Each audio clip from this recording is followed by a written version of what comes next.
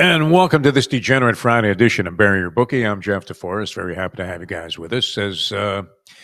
Wow, one good thing about the expansion in terms of people's involvement in gambling is that everybody understands the pain now. And where we used to make reference to the idea that you'd be running, racing to get to some parimutuel facility to bet on a dog, a harness horse, maybe a thoroughbred of some distinction, and you would be desperately driving, going through stop signs, red lights, whatever, to get to the track on time.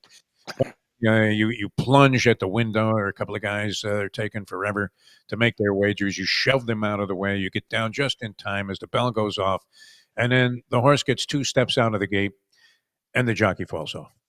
And you realize it was just a futile endeavor all the way. You wish you had never made it there. And that was kind of my day yesterday in betting the Masters, as every mistake that you could make, I went ahead and undertook.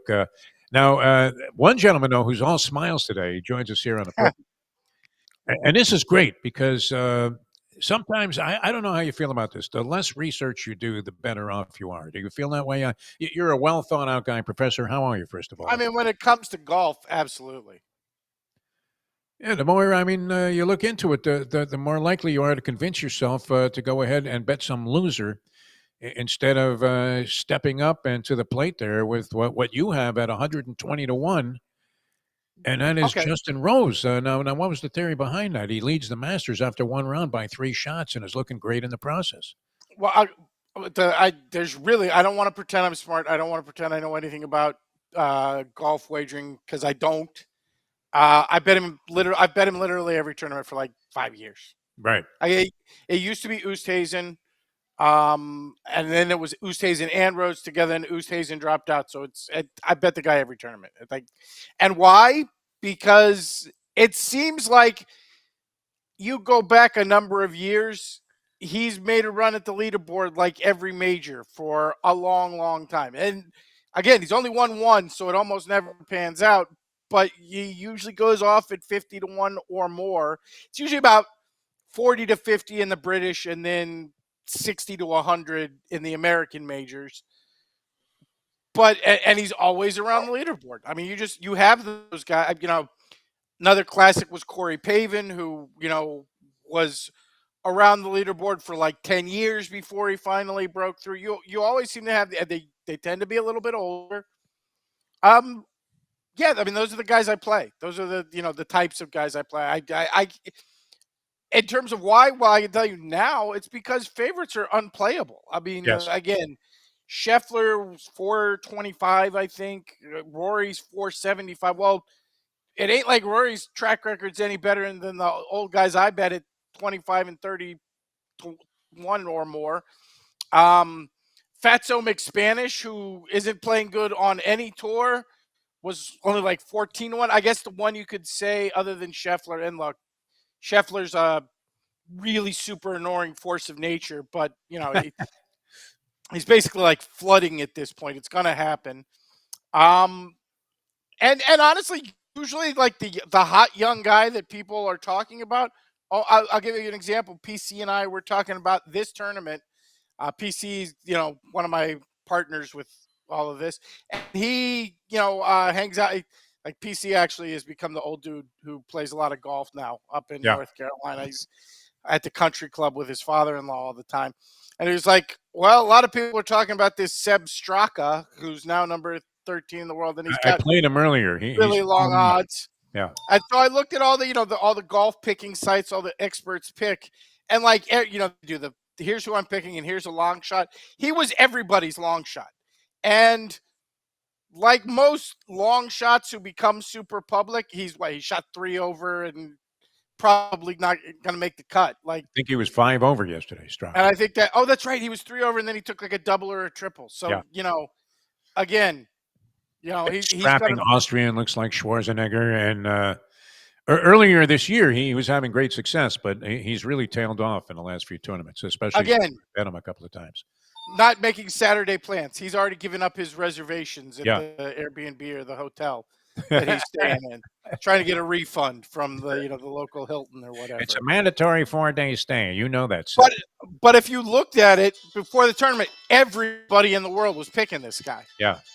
Excuse me on that. I got a new phone and I got to turn the volume off.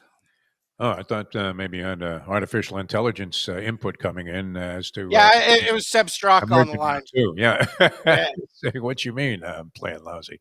The live tour guys were tough to handicap because we don't really have any data on them. So at least you've been seeing the PGA guys on a regular basis, and they've been flip flopping wins. A couple of the guys you mentioned, like McIlroy, have busted through 2 wins before April. So reason to buy into his chances of winning. Scheffler is so consistent. He hasn't. I don't think he's won a tournament yet this year, but you know he's knocking on a door and has been virtually every week. But the live tour guys are essentially spirited away.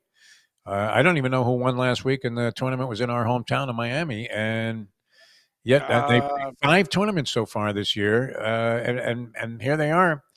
I mean, just featured all throughout the leaders that are in behind Justin Rose at 3, 4, and a couple under par.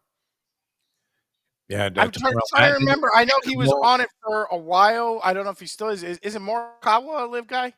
No, Morikawa's PGA all the way. Okay. Red-blooded Okay. American, this kid. Yeah. I thought he was one of the ones who, like, at the beginning was like, "I'll never join the live tour," and then turned around and joined the live tour like Kepka. Oh, there are many Um, others like that. Yeah, but Morikawa's still on the PGA Tour. okay. He's even par. One of those guys that all of the wise guys were touting. They do it every tournament. Hasn't won Yes. this year, but has been showing signs that he's about to get back in the winner's circle. It's been a year and a half since he's won a tournament. So He did make a little charge at one point yesterday, but he gave a couple back. yeah, I know Neiman, who's played very well on the live tour, was a very popular pick. very And popular. then again, he made a charge at the start yesterday, and then faded throughout the day. I mean, honestly, as much as I hate it, my assumption is Scheffler's going to win again. Yeah, The way he played yesterday and the position he put you himself said in. his odds are lower now than they were even though Yeah, they're 3 shots back. again, 3 shots back, and his odds dropped from like 4.5. I think the live betting number I saw was plus 190, so like Wow, 1.9 to 1. I mean, worth again, the the flip guy, at that point. he's the most annoying human being on earth, but he is a force of nature on the course. So All right, what are you now gonna I was thinking, and I forgot all about this, your expertise in Australian rules football, because I was thinking, what's the professor going to do now? I mean, is he going to take a brief hiatus from the show? But you're on top of this. You started crushing this I don't know that in we the want to COVID call years. it an expertise like that. I don't want to exaggerate The there. fact that you know anything about it beyond that it even exists, I think that demonstrates a level of expertise that is significant, and especially in your analysis with point differentials and the previous trends that these teams have displayed. But and I was thinking now, what's going to happen now after basketball, which took it on the chin with Houston. I don't know who you played as your final pick there, but uh, I honestly I took Houston strictly for like rooting interest. yeah, Very, very like because I thought the game was a coin flip. I got to be honest. Very rarely do I get shocked with a number. Um, but people had been so publicly on the Florida Gators throughout the entire tournament. yeah, I thought Houston was going to get like 4.5 or 5, just like they got against Duke. And I was going to lay out on Houston because I thought the game was basically a coin flip. I thought, in a lot of ways, I thought the game would turn out exactly how it turned out. When it came out at 1, it went to 1.5. It went back down to 1. I viewed the game as basically unplayable. Um, so again, I took Houston in at $50, just rooting interest yeah. level, like to cheer up for, and was I had a really weird reaction to the game. Everybody who watched me on any of your shows knows I despise anything Florida Gators, anything sports. So I don't want to come on as like super biased guy. Uh, but for me, that game was really referee marred. The first half, they basically let both teams play away. Second half, Gators came out hyper physical, got hit with some early whistles. Got into the bonus, I think, like 4 or 5 minutes into the half, 16 or 15-minute mark. And then they called the next 8 fouls in a row on Houston, including 3 fouls in 9 seconds right Yes. after the Gators had gone into the bonus. I'm not trying to say the officiating was one-sided or the officials determined the game. I thought the differences in tempo, the way the game was called in the first half versus the way the game was called in the second half, had a huge impact on the final outcome. Yeah, So they for only me, called 4 fouls total in the first half. yeah, so for me, for a game that I thought was a close, enjoyable game, I thought the refs kind of botched it, Yeah. to be brutally honest. And I'm not saying that as an avowed Gator hater, although I am an avowed Gator hater. I'm saying this as neutrally as I can. I thought the refs played again, the one thing you don't want in sports is the refs to play a large outcome in the final balance of the game. Yeah. And I Well, thought the discrepancy. they played a huge role. Yeah, they called 4 fouls total in the first half, 23 in the second half. And the Yeah. majority of those ended up on Houston. And that 9-second span where they called 3 fouls on the Houston Cougars was atrocious. I really thought that. Not blaming the refs for the loss. I mean, Houston had to fall apart completely offensively, which they did. Sure. And they had opportunities to just stretch their lead around the midway point of the second half. They're up 12, have the ball. You go up 14 or 15 with this oppressive defense they play. It's going to be really difficult. And instead, they not only don't score there, but they quickly see that lead dissipate down to 3. Yep. And then it was a seesaw back and forth. And eventually they got ground down because they couldn't make a shot or even get one off. And because when the Gators had the ball, 19 seconds left, up Horrendous. 1. Yeah. A travel by Clayton before he passed the ball, and then a travel by the kid who ran the ball down. It was like a wide receiver. And honestly, if you go back in the replays, not close travels. Like the way Clayton was shuffling his feet, you could argue. And I assume in that situation the refs are looking because they know Houston's going to try to intentionally foul. They probably weren't looking at Clayton's feet, but if you watch the way he shuffled, you could argue he took 4 or 5 steps. And again, a pretty clear travel on the catch. Yeah, again, I did Gator hater, so I can't claim a neutral perspective here. But again, thought the Zebras played a big role in the outcome of this one. Yeah, crazy to see 2 halves so just radically different Right. approaches in terms of officiating. Yeah, the disconnect between the way the 2 halves were officiated. Unbelievable. Yeah. All right. Any Australian rules, Steve, for the people out there? Yeah, we liked Collingwood this morning. Wish we had gone on because they were only laying 4 and a hook and they won by 30. So I wish we had been able to give that out yesterday. But tonight, same time now, this kicks off at, if you're on the East Coast in America, this kicks off at 5:30 in the morning on Friday morning. But we like Essendon, I believe, getting a 1.5 from Melbourne. Essendon has their usual defensive problems, but they can always score, at least since COVID, since I've been following Aussie rules. They're one of the more reliable offensive clubs, along with St. Kilda and Port Adelaide and a couple others. And Melbourne really a scoring deficit. They pushed but lost to the Giants in week 1. But since then, haven't scored more than 60 in any match and have gotten blown out a couple times, again, including by the Kangaroos, North Melbourne, who is not a good franchise. So that's a big loss and kind of a rivalry matchup for them. So definitely willing to take Essendon in the 1.5 in that situation. All right, sounds good. And you had great success with this. This was an extension of the COVID. lack of degenerate activity in COVID. All of a sudden, you're betting Korean baseball and Australian rules football. And as I recall, we were having a good year. No, we did great. Particularly that first year, we killed them. First year, you killed them and just absolutely slaughtered. But I will also say, now you have to go way out of your way to find this on American television. Yeah. But I also really just enjoy the sport. I think it's a more understandable version of rugby. Makes some sense, yeah. And you always, I mean, it made ESPN. Yeah. Without Tommy's on SportsCenter, Bobby Ches fights on Australian rules football, some women's field hockey, ESPN would have never survived their first couple of years. Incredible. Bobby Ches fights. It's true. He fought like every week. Friday night fights. They So it was were at the always it's Totowa like skating rink, and Bobby Ches, who just recently they held a benefit for him in New York, is struggling with health issues and cancer, the big C. So it's see the nice to one see I people going remember. around him. The ones I remember were always like on riverboat casinos, and they must have been like the first riverboat casinos Yeah, in America. from Bay Because St. like, Louis, Mississippi. yes, there you Yeah. go, Bay St. Louis. Biloxi, yeah. I called a couple of the early fights there when Casino Magic first opened up, but Ches wasn't a part of it. I think he was long done there. But yeah, Ches was always at the skating rink in Totowa, New Jersey.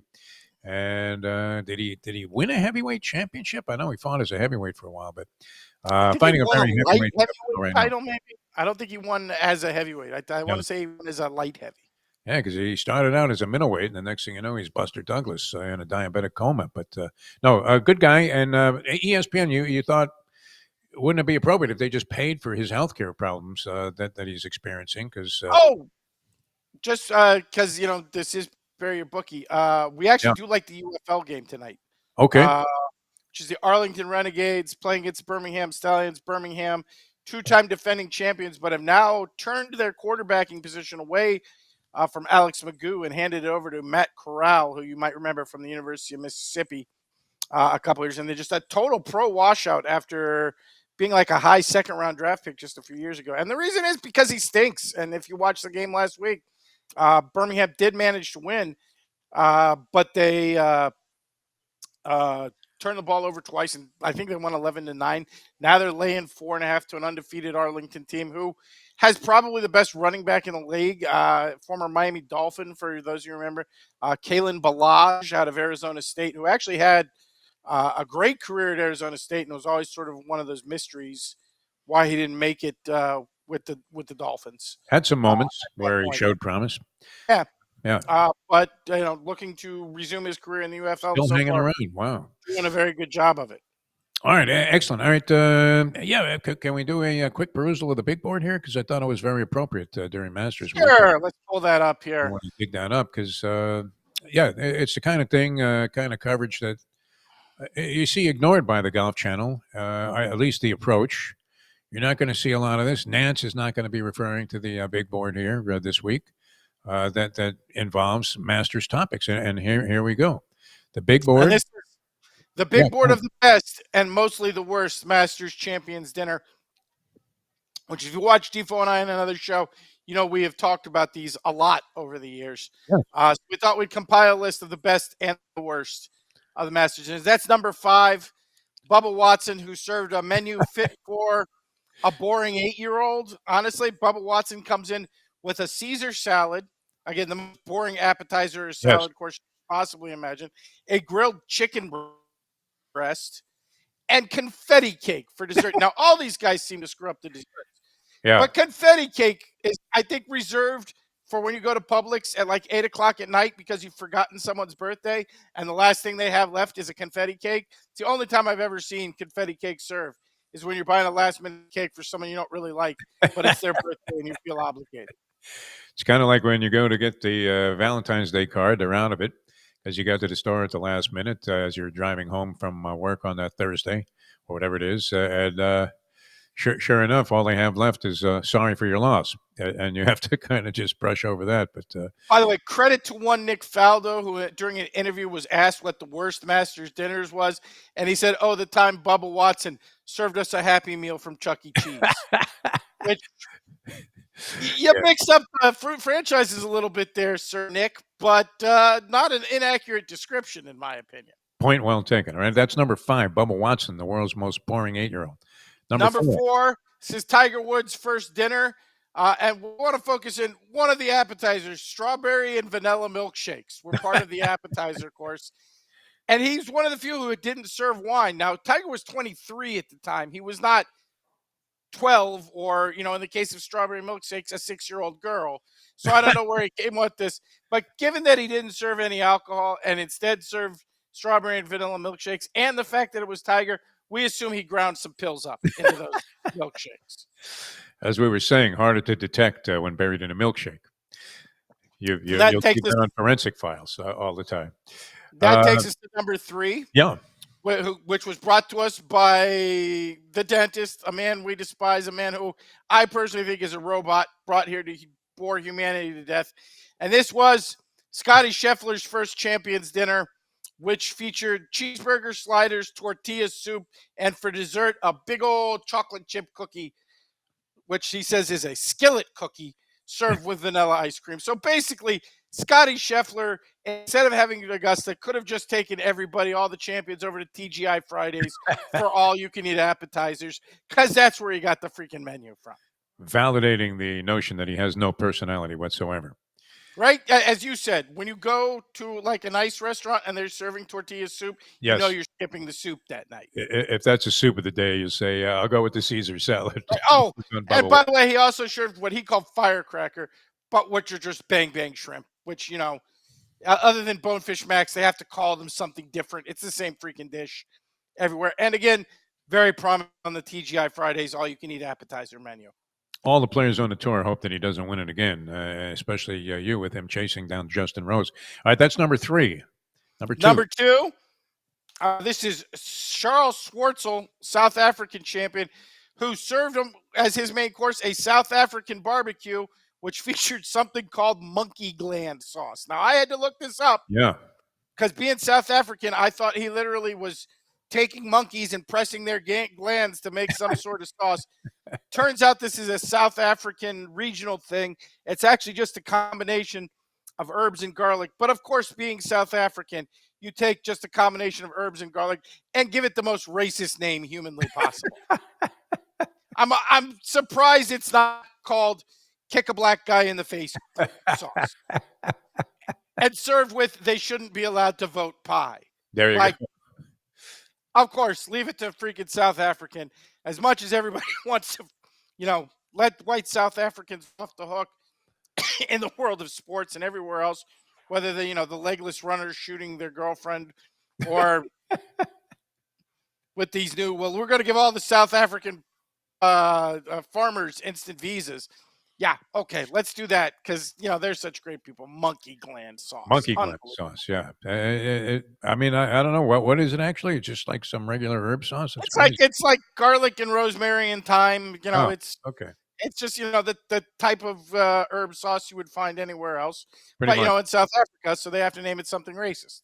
All right, that's number 2. Number 1 on the list, best and worst. Number 1 is the one that actually does get universally hailed as far and away the best dinner. And I, as you know, am inclined to this sort of cuisine anyway.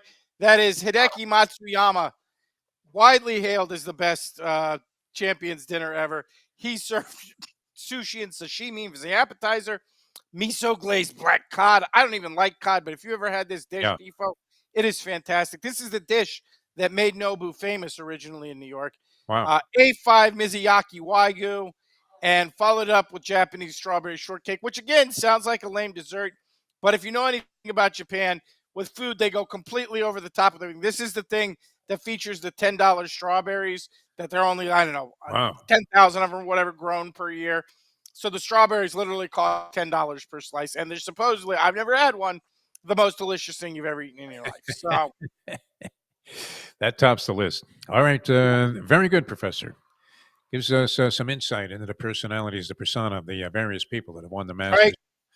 Adorned. Again, as we said of Bubba Watson, it looked like the menu of someone who grew up going to birthday parties at Applebee's. He's from some hillbilly town like Milton in Florida, somewhere around the Panhandle area. Yeah, so it's not surprising that, you know, maybe that would be an appealing meal to the extras in Deliverance that probably grew up with.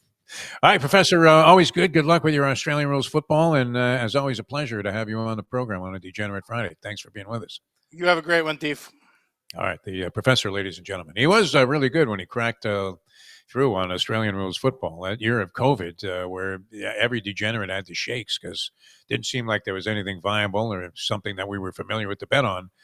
And you had to find wild, radical alternatives just to keep in action.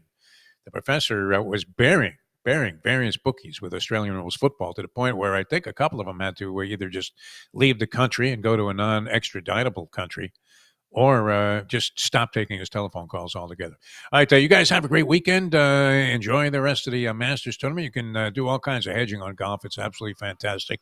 And the live betting is sensational as well. So go ahead and fill up those betting accounts and make sure you get into action. Swing into it, literally, with the remaining 3 rounds of the Masters, which is already underway today with round 2. I need a giant reversal of form, ladies and gentlemen. So hopefully we'll have something good to report on Monday's edition of Bury Your Bookie.